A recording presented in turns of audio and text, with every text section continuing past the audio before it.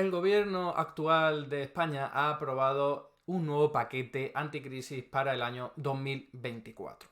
Este es el tercer año que se aprueban medidas para combatir las consecuencias negativas de la crisis energética, iniciada después de lo peor de la pandemia y luego agravada por la crisis de Ucrania, pero que todavía pues tiene sus ecos, y entonces es normal que el gobierno español pues haya aprobado un nuevo paquete de este tipo de medidas, ¿no? Para todo el año 2024, haciendo algunos matices que veremos a continuación, ¿no? Entonces, vamos a ver qué medidas son esas, qué cambios hay en comparación con lo que teníamos antes. Hay cambios que nos afectan al bolsillo a todos, porque se toca el IVA de la luz, el IVA del gas, hay otras cuestiones como el IVA de los alimentos que no se toca, pero bueno, merece la pena detenernos un poquito en cuáles son esos cambios y también hacer una pequeña valoración al margen sobre estas medidas, porque, bueno, os podéis imaginar que ha recibido muchas críticas por parte de la derecha, las críticas de siempre, se gasta mucho dinero público en este tipo de cuestiones, y por parte de la izquierda se gasta muy poco dinero público, y en parte porque estamos en el año 2024 y se han reactivado las reglas fiscales europeas, y entonces el gobierno español, este gobierno de coalición, pues tiene que plegarse a ellas, ¿no? Así que hay un debate interesante aquí, no tan interesante como el de las reglas fiscales, que abordaremos en otra ocasión, pero desde luego esto da para hablar mucho. Venga, vamos a verlo. Y empezamos haciendo una comparación del coste bruto de cada uno de estos tres planes que se han aprobado desde el año 2022. Aquí tenéis en este gráfico pues que el primer plan para el año 2022, que era el que más medidas recogía con mucha diferencia, pues sumaba casi unos 22.000 millones de euros. Era el coste bruto de todo ese plan. Tened en cuenta que cualquier ayuda pública pues tiene un coste, ya sea tanto gastando, porque se está dando un dinero a quien lo necesite, como, por ejemplo, recortando en impuestos, ¿no? Si se baja el IVA, por ejemplo, de la luz, pues ahí también hay un coste para el erario público. Todo eso se suma y en el año 2022 pues superaron los 22.000 millones de euros. En el año 2023, como ya pues lo peor había pasado, lo peor de la crisis energética, pues el coste de las medidas fue inferior, ¿vale? Además, otro tipo de medidas, algunas se cambiaron, sobre todo el impacto de la luz no fue tan elevado, ni del gas natural, eso hizo que no hubiese tantísimo coste. Y luego tenemos en el año 2024 pues este nuevo paquete de medidas que se acaba de aprobar hace apenas una semana, que supera levemente los 5.000 millones de euros. Entonces estamos hablando de un descenso importante en el coste, que bueno, pues responde un poco a lo que decía antes, ¿no? Ahora hay menos necesidades de ayudar a la gente porque lo peor ha pasado. Eso no quiere decir que no haya problemas actualmente, los hay y son graves porque los precios, ya sabéis, suben mucho, cuando se detienen no bajan, siguen en el mismo sitio más o menos, exceptuando la luz, exceptuando los combustibles, que son muy volátiles. La mayor parte de los productos, cuando aumenta su precio, se mantienen en el mismo sitio. Entonces eso no quiere decir que no haya problemas que cubrir y que solucionar, sino que hay menos urgencia de que el Estado gaste dinero. Eso es algo casi irrefutable, ¿no? Ahora bien, 5.000 millones de euros es muy poquito para las necesidades que todavía hay, pues sobre todo teniendo en cuenta que, y lo veremos a continuación con datos, el precio de la luz ha bajado muchísimo y el del gas, pero oye, todavía está muy por encima de lo que vimos antes de la pandemia, ¿eh? Entonces, cuidado, porque quitar todas las medidas de golpe, que no es eso lo que se hace, exceptuando en el caso del gas natural, pues puede ser problemático, ¿no? Pero como digo, ni tanto ni tan calvo, ¿eh? Porque 5.000 millones de euros para lo poco que está cayendo ahora, pues no es muy poco, pero desde luego tampoco es que sea una locura, ¿no? Vamos a ver qué medidas son. Para empezar, el IVA, que ya sabéis que estaba en el 5% rebajado, ahí pone 4%, pero es una errata, se ha aumentado ya al 10%. Para este mismo mes de enero, así que ya en este mes vamos a ver ese impacto en la factura de la luz. Es verdad que es muy poquito, recordad que estaba antes de que se hicieran todos estos cambios en el 21%. Entonces, claro, ahora el 10% sigue siendo menos de la mitad de lo que había antes, y además tenemos que tener en cuenta que la luz afortunadamente tiene un precio muy por debajo en el mercado mayorista que lo que teníamos antes de la pandemia. Así que el impacto en la factura lo vamos a ver, pero va a ser reducido. Va a ser reducido al menos para el año 2024, porque durante todo este año va a estar el IVA en esa cota, ¿no? Luego tenemos que el IVA del gas natural pues pasa un poquito lo mismo, pero en este caso del 5% al 10%, pero solo para 3 meses, enero, febrero y marzo. A partir de entonces volverá a su nivel original, que era el 21%. Entonces, de nuevo lo mismo, de enero a marzo vamos a notar un poquito la factura del gas natural, pero luego cuando lo notaremos más será a partir de abril. Es verdad que ya en abril quizás no se utilice tanto porque hará menos frío, pero es el momento en el que este producto volverá a su tributación original, ¿no? Y esto puede ser criticable con mucha razón porque, como os decía, ni siquiera tenemos los precios de antes de la pandemia y no están las cosas como para relajarse totalmente, ¿no? Luego tenemos el impuesto especial de electricidad, que es un impuesto que se añade a la factura de la luz, ¿vale? Y que pasa del 0,5% en el que está actualmente, que está rebajado, estaba hasta diciembre de 2023, al 2,5%, luego pasa al 3,8% y luego al 5,11%, que era su nivel original. Todos estos cambios cada 3 meses, ¿no? Entonces vamos a ver que se vuelve paulatinamente a su nivel original. Y eso lo vamos a ir notando también en la factura de la luz. Por supuesto, en la factura de la luz hay un montón más de elementos a tener en cuenta, ¿eh? Pero este es uno de ellos, aunque sea menor. Y luego, por último, el de la producción, el impuesto a la producción de energía, que no nos atañe a los consumidores, sino a los productores fundamentalmente, que pasa del 3,5% en el que estaba al 5,25% y luego al 7% cada 3 meses otra vez, ¿no? Eso va a incrementar un poquito progresivamente el precio de la luz. Y aquí tenéis el gráfico interesante, ¿no? ¿Cuál es el promedio anual del precio del megavatio hora en el mercado mayorista español? Recordad que el mercado mayorista español es la base sobre la que luego se va a determinar la factura de la luz. No quiere decir que esto se extrapole directamente, porque hay un montón de tipos de factura y de otros elementos, como decía, pero al menos sí que nos sirve de base. Entonces, estamos muy por debajo de lo que había en el año 2022, es decir, este es el promedio para el año 2023, veis que está por debajo del año 2022 y por debajo del año 2021, pero todavía está muy por encima de los años anteriores al año 2020, anteriores al año de la pandemia. Así que, bien, están las cosas mucho mejor que antes, pero todavía sigue en un nivel superior a los niveles anteriores a la pandemia. Por eso es criticable que se vaya a volver, pues, se vaya a deshacer, todo este paquete de medidas anticrisis tan rápido, ¿no? Sobre todo en el caso del gas natural. Y luego, ha surgido un debate, bueno, muchísimas gracias Angulismo por esa suscripción, ha surgido un debate en torno a si el aumento del IVA, en este caso para el gas y para la luz, pues es conveniente o no, si es de izquierda o de derecha en función de a qué sectores de la población afecta. Y sobre esto ya he hablado mucho, así que no me voy a detener demasiado, pero fijaos que en este gráfico podemos ver cómo en realidad el IVA afecta sobre todo a los estratos de la población con menos renta. De hecho, a medida que tienes más renta, te afecta menos proporcionalmente el IVA, porque claro, tú tienes mucho dinero y bueno, pues el IVA es un porcentaje sobre tu renta muy inferior. Fijaos que están en torno al 2,4% para el 10% más rico y en cambio supone el 13,4% para el quintil más pobre, el 10%. Perdón, el 25% con menos ingresos de la ciudadanía, ¿no? Entonces, claro, el impacto en el IVA, el hecho de subirlo ahora, va a tener mucho más impacto sobre las rentas más bajas, como es evidente, ¿no? Entonces, claro, esto es algo que se le puede criticar al gobierno actual porque se dice de izquierda, ¿no? Tiene esa bandera y sin embargo está ahora recuperando una medida, que es el IVA, en este caso a la luz y al gas, que afecta sobre todo a las rentas más bajas.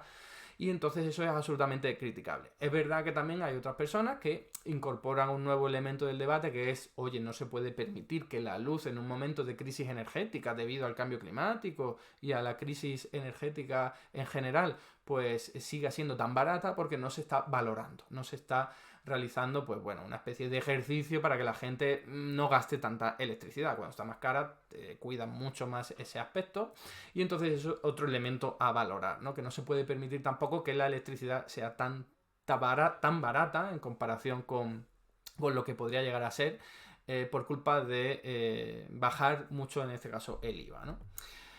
Es verdad que hay otras personas que dicen, oye, que es que esta medida lo que está haciendo, esas reducciones en el IVA, lo que están haciendo es secar mucho los ingresos del Estado, ¿no? Entonces, preocupados por las cuentas públicas, sobre todo ahora en el año 2024 que se recuperan estas reglas fiscales, pues se dice, oye, los ricos lo que están haciendo es ahorrarse mucho dinero porque el IVA está muy rebajado y son los que más dinero en términos absolutos pagan. Es verdad que en comparación con su renta es muy poco, pero de cara a lo que ingresa el Estado, pues el Estado ingresa sobre todo más por la gente que más consume, que son quienes quienes más dinero tienen. Eso es lo que podéis ver en este gráfico, ¿no? Entonces se dice, vamos a recuperar el IVA para que la recaudación vuelva a su nivel original y ya nos encargaremos, bueno, nos deberíamos encargar de otra forma de lograr que esto sea más equitativo, cosa que no se hace ni está sobre la mesa, ¿no?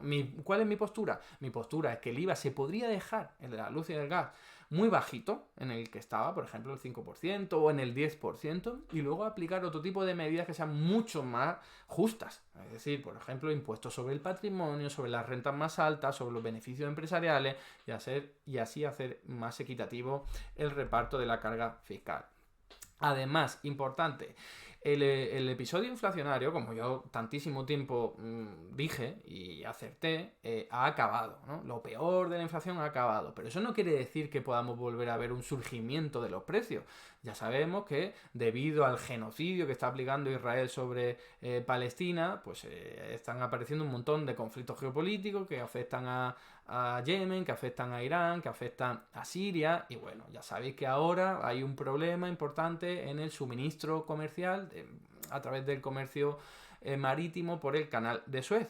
Y entonces eso lo que está haciendo es que muchos cargueros tengan que darle toda la vuelta al continente africano, como podéis ver en este dibujo, en esta ilustración, y eso lo que está haciendo es encarecer de nuevo pues el flete de todos estos productos que al final al cabo se comercian a través del mar, y sobre todo son los hidrocarburos. Entonces vamos a ver en qué queda esto, porque de momento ha pasado poco tiempo. Desde luego, si interviene Estados Unidos como está interviniendo, pues cabe esperar que el problema se resuelva por la fuerza muy rápido, ¿no? Entonces, ¿qué es lo que podemos ver? Que están aumentando los costes. En este caso es un índice para medir la presión sobre la cadena productiva y sobre la oferta, pero fijaos que ha aumentado mucho, pero todavía estamos lejos de lo que vimos después de la pandemia. Entonces, de momento no es algo que nos pueda decir, se van a disparar los precios como ocurrió en el año 2021. No, pero cuidado con lo que puede ocurrir ahí, ¿vale? Entonces, si esto está todavía candente, pues ir retirando rápido las medidas anticrisis, pues quizás no sea la mejor opción, ¿no? Por si fuera poco, en el canal de Panamá hay otro problema que no tiene que ver con conflicto geopolítico, ni militar, ni con genocidio, sino que tiene que ver con sequía, con cambio climático, ¿vale? La sequía allí está afectando de una forma muy importante al propio canal de Panamá por el que tienen que pasar barcos para ese comercio, y si hay poca agua, poco cauce, pues lo que hay es un problema y hay muchas colas de cargueros. Algunos están pagando más para saltarse la cola, otros están dando la vuelta por Sudamérica, por América del Sur, y entonces eso lo que va a hacer es también encarecer, y lo está haciendo ya, los fletes marítimos. Es verdad que este canal es menos importante que el de Suez, pero es algo que se puede notar. Y esto lo dejo ahí porque había que comentarlo y no lo había comentado en estas últimas 3 semanas, que es cuando había ocurrido. Vamos a ver más medidas. Se mantiene el IVA al 0% para los alimentos básicos y el 5% para la pasta y arroz y tal, ¿no? Entonces, bueno, eso se mantiene hasta julio, ¿no? En el mes de julio, en principio, pues volverían a su nivel habitual, que tampoco es que estuviesen mucho más alejados, con lo cual no es que vaya a haber un cambio tremendo.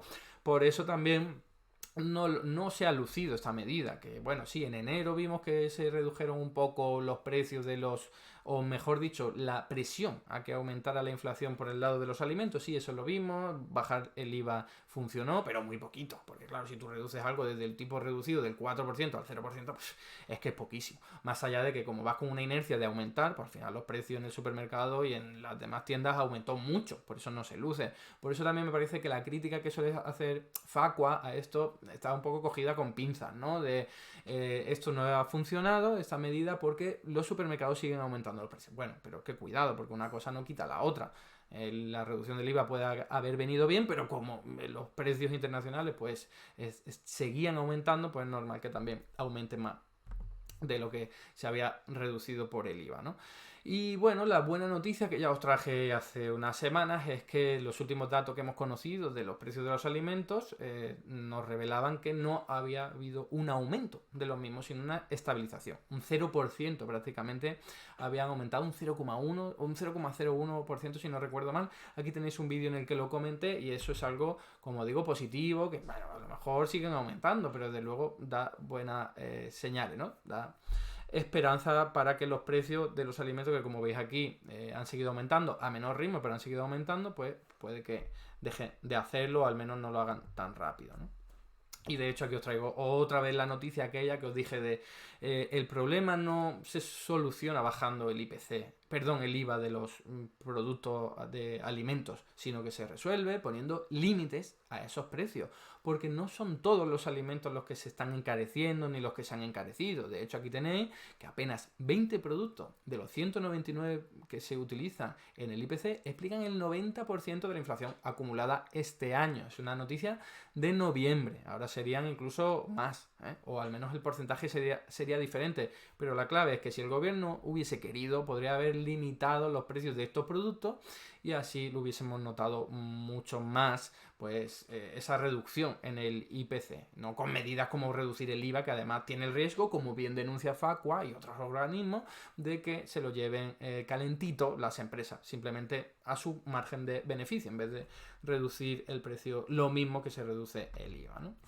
Bien, otra medida, otra noticia de este paquete es que se mantienen los descuentos del transporte público, exactamente igual los del Estado, es decir, los de Renfe, los de cercanías que dependen del Estado y también las ayudas, los descuentos que le da la Administración Central a los gobiernos subcentrales, a las comunidades autónomas. Entonces, todavía está por ver qué van a hacer las comunidades autónomas, pero lo previsible es que casi todas, si no todas, pues sigan manteniendo estos descuentos en el transporte público, ¿no? Luego os pongo aquí que también se ha recogido, se ha mantenido la prohibición, entre comillas, de los desahucios para colectivos vulnerables, y lo pongo entre comillas porque no es automático, porque hay que demostrar que eres un colectivo vulnerable, eso tiene que pasar por un juzgado, en fin, se siguen produciendo desgraciadamente desahucios. No es eso tal como dicen de se ha prohibido, pero es verdad que es una medida buena, una medida positiva, porque los dificulta al menos. Y luego, bueno, se ha prorrogado pues el impuesto extraordinario que iba a ser temporal y que iba a caducar en algún momento, pero no ha caducado, para la banca, para las energéticas y para los ricos, el impuesto que se conoce como solidaridad, ¿no? Entonces, estos impuestos se mantienen igual como estaban, salvo el de las energéticas, que la parte del PSOE del gobierno lo que ha hecho ha sido incorporar una deducción fiscal importante para estas empresas que al fin y al cabo en Román Paladino es que les va a perdonar el pago de impuestos a cambio de que inviertan en determinados ámbitos de energía renovable, que es algo a lo que están obligadas, o al menos deberían estar obligadas si siguiesen las recomendaciones de los organismos internacionales. Pero bueno, aquí el gobierno, como digo, la parte del PSOE, ha aprobado esta condonación de impuestos a las energéticas, algo que ha sido muy criticado por la parte de Sumar del gobierno, diciendo lo que estoy comentando, ¿no? Que los beneficios están disparados, tanto en la banca, aquí lo veis, la gran banca, es que rompe otro récord, con cerca de 26.000 millones en beneficios. Es que no paran de romper récord. Podéis poner en internet, en cualquier buscador, récord beneficio de banca y vais a estar aburridos de ver noticias, ¿no? Pero también con las energéticas. Las energéticas no están ganando tanto como en el año 2021 y 2022, porque eso fue una maldita locura. En parte gracias al tope de la excepción ibérica, pero no solo, pero aún así siguen ganando beneficios. Aquí tenéis el caso de Iberdrola, que dispara el dividendo un 12%, o sea que da igual, se están haciendo de oro, hacen de oro a sus accionistas y encima aparece el gobierno y le hace les perdona una parte de los impuestos. Pues no es de recibo, evidentemente, y la crítica de Sumar está más que acertada, ¿no? Y por último, pues tenemos algo que ha pasado sin pena ni gloria, que es la finalización de esa excepción ibérica a la que hacía referencia ahora mismo, ¿no? Que se conoce también como tope al gas, en términos más coloquiales. Y no sé si vosotros os habéis enterado de esto, pero es que se ha difundido muy poco. Y eso tiene motivo. O sea, ¿por qué se ha difundido tan poco? Bueno, para empezar, el gobierno estima lo que ha ahorrado a la factura de los consumidores, el tope al gas, en unos 5.000 millones de euros en 9 meses. En los últimos 9 meses en los que el tope al gas estuvo operativo, que no son los últimos 9 meses, desde ahora. ¿Por qué? Porque en febrero, que ha pasado casi un año, dejó de operar la excepción ibérica. Yo ya lo comenté en su momento, pero es verdad que no lo volvimos a tocar. Y es que, claro, como para el año 2022 sí que la excepción ibérica cogió mucha fuerza y se dijo, oye, cuando el precio del gas internacional esté muy elevado, pues eso no va a contar, vamos a toparlo. Lo que ha ocurrido en el año 2023 es que ese tope fue bajando progresivamente y al mismo tiempo, pues el precio de la energía internacional, del gas en este caso, pues ha bajado mucho. Entonces no se ha activado, no ha hecho falta. En parte porque el umbral está muy alto, no porque el sistema esté funcionando perfectamente ni los precios estén muy bajos. Eso no es así, como ya hemos visto. Antes del año 2020 estaban mucho más bajos, pero es el parche que le pusieron, pues el parche se ha acabado. Y el sistema, como digo, sigue siendo injusto, necesita muchas reformas, no puede ser que se siga cobrando cualquier generación de electricidad al precio del caviar, ¿no? Del gas natural. Generar energía hidráulica pues es muy baratito y energía eólica también en comparación con el resto, y la nuclear también, y se está cobrando muy cara por culpa del diseño del sistema del mercado eléctrico. No me voy a meter en esto porque ya he hablado mucho al respecto. Si os interesa, tenéis un vídeo en mi canal de Eduardo Garzón, en mi canal personal, en el que podéis profundizar en ello, ¿no? Y ya está, me vengo aquí para las conclusiones y resumen y ya terminamos. Valoración. Bueno, pues pequeños cambios que lo que hacen sobre todo es reducir el coste, porque al recuperar el IVA, sobre todo el gas, pues que era lo que mayor coste te estaba generando desde el punto de vista del erario público, pues entonces lo que ocurre es que te ahorras mucho dinero, ¿no? Como Estado, como administración pública. Probablemente los tiros vayan pensando en eso, porque se recuperan las reglas fiscales y ya sabemos cómo es nuestra ministra de Economía y probablemente el nuevo ministro de Economía también, que es, vamos a pensar mucho en las cuentas públicas, vamos a portarnos bien de cara a Europa, en fin, todo ese tipo de absurdeces importantes. Y seguramente eso es lo que ha explicado que se hayan retirado las medidas o se estén retirando progresivamente las medidas tan rápido, ¿no? Afortunadamente no se retiran todas, vemos que el IVA de los alimentos, los descuentos del transporte público, que es sin ninguna duda la mejor medida de todas, y el IVA a la luz que, bueno, pasa al 10%, pero no vuelve al 21%. Entonces, bueno, se ha quedado ahí entre media. Ni es tan malo ni es tan bueno. Desde luego, yo no hubiese bajado, no hubiese recuperado el IVA tan rápido, porque no sabemos lo que nos puede deparar el futuro. Y sobre todo, que todavía hay muchas necesidades. Entonces, yo no lo resolvería, como estoy diciendo, con IVA. Ni manteniéndolo ahí, sino con recuperación de la capacidad adquisitiva de la gente, sobre todo preocupándonos porque los salarios aumenten. Y eso sería el principal objetivo que tendría que tener en la mente el gobierno actual. Veremos a ver si eso ocurre. De momento, los últimos datos que teníamos, no íbamos por mal camino, pero todavía hay mucho terreno que recuperar. Es decir, los salarios todavía tienen que crecer mucho más para recuperar todo lo que se ha perdido en estos últimos años de crisis inflacionaria. Hasta aquí el vídeo de hoy. Muchas gracias por estar ahí y si te ha resultado interesante, no dudes en comentar, darle like y compartir, que la teoría económica dominante no se combate sola.